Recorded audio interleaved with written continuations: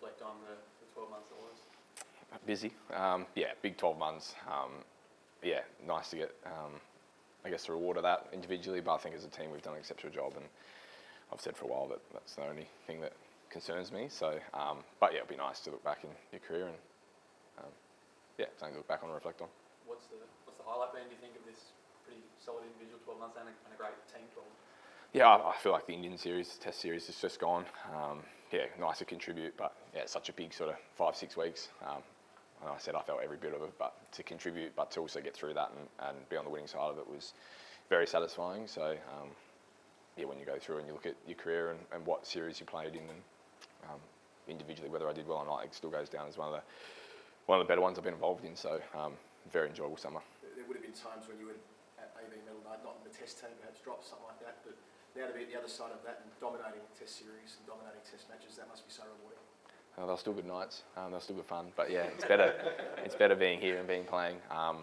Like I said, yeah, I spent a couple of years probably in one format I didn't think I was ready for, and then out of a format that I thought I was ready for, then they sort of swapped over. So I started one-day cricket, then flipped the Test cricket without playing any one-day cricket for a few years, and felt like my game was ready for that. And then got back in the one-day team, missed out on the Test team for a while, and sort of flipped the roles. So couldn't really bed down being in multi-format teams. So I think the last sort of couple of years I've been very pleased with the fact that I've been able to be in all three formats, play well, be consistent, but also be durable enough to get through those.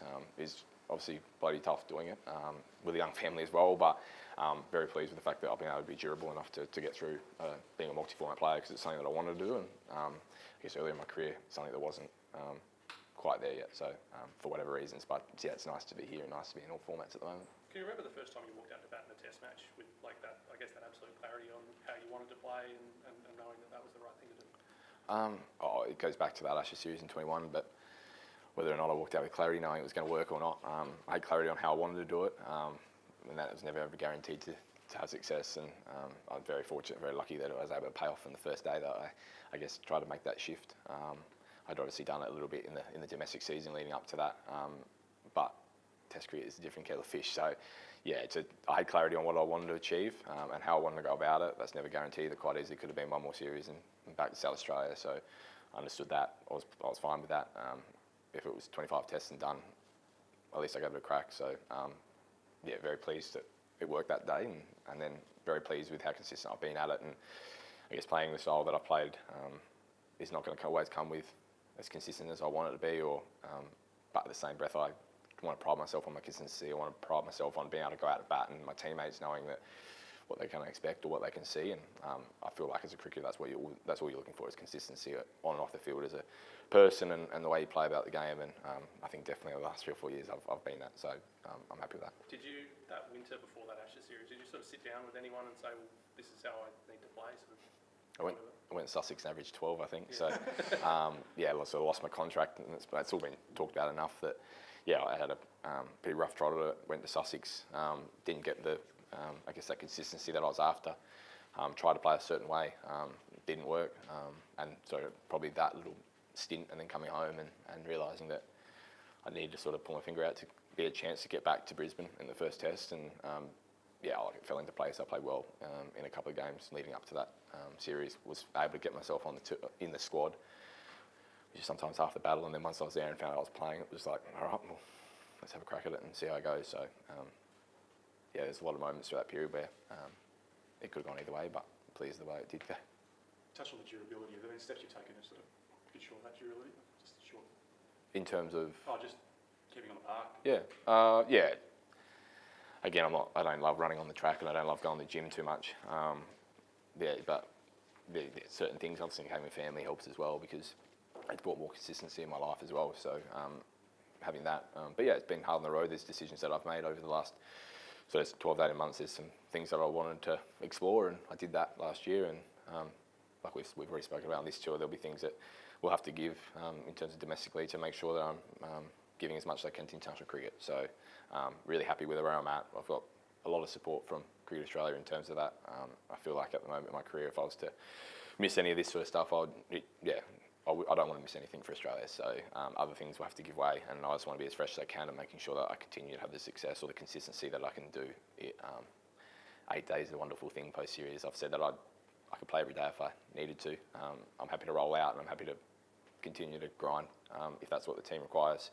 But little short stints here with my family and etc. is really important to me also. So trying to find that balance is the toughest part for me, because being away from family is the hardest part of the job for me. It's not the day in grind. I'm fine with that, and it's just finding that balance. You've had a very brief taste of international captaincy.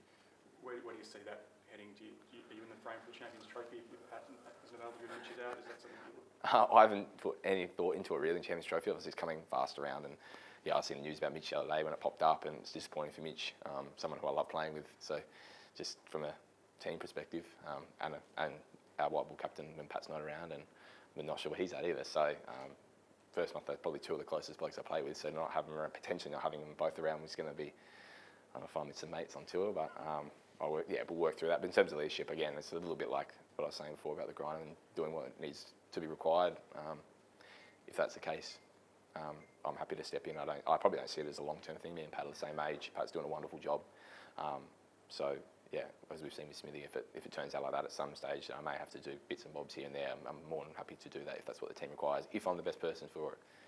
I did a long time for South Australia. I know what comes with it. Obviously spent a lot of time with Pat. I see how busy he is with a young family as well. He does an incredible job. Yeah, I'm not jealous of that. But if I'm required, I wouldn't be chasing it. If it comes, it comes.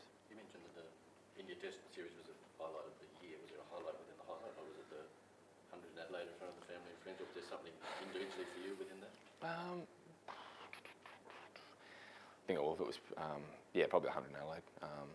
It's always nice to do it at home, but I had a really enjoyable time in the West Indies as well in that World Cup, and I didn't go our way, but being able to be consistent in that format as the game in a World Cup as well. There's been multiple, and hopefully this year can continue, but probably Adelaide in your home test with what that lead up is, and the crowd was incredible, so that's probably an individual highlight, but just more so pleased with the way that we were able to play as a team, and especially after the first test, and it's probably what makes those innings more special when you sit back and we've ended up winning a series, which is good. You had to grow up very quickly in your career, like you doing the South Australian captaincy very early on. You spoke about your family and how you managing the balance. How much have you grown off the field in the last few years? Like your family's grown in size as well.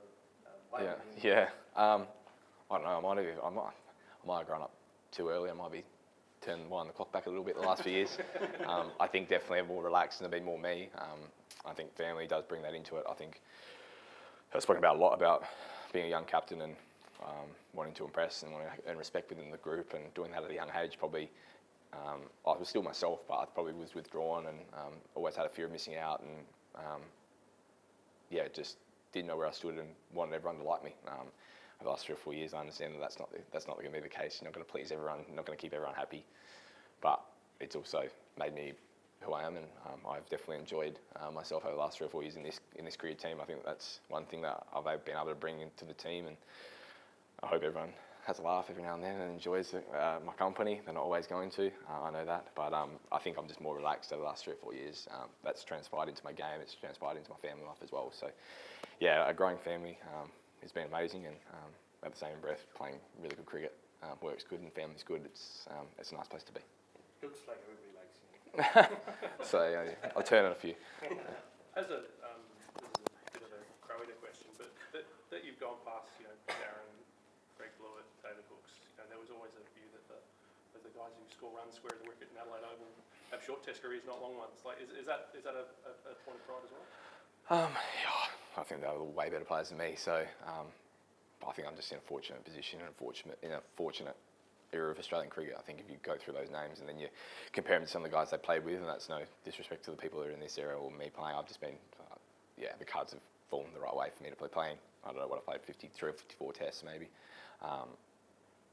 For them to, I think Buff's 27, I think, and I think Bluey might be slightly more, high 40s. Yeah, they probably should have played a lot more test cricket. But yeah, it wasn't to be, but they're unbelievable players, and to be spoken about in the same breath is obviously seeing Darren's record especially.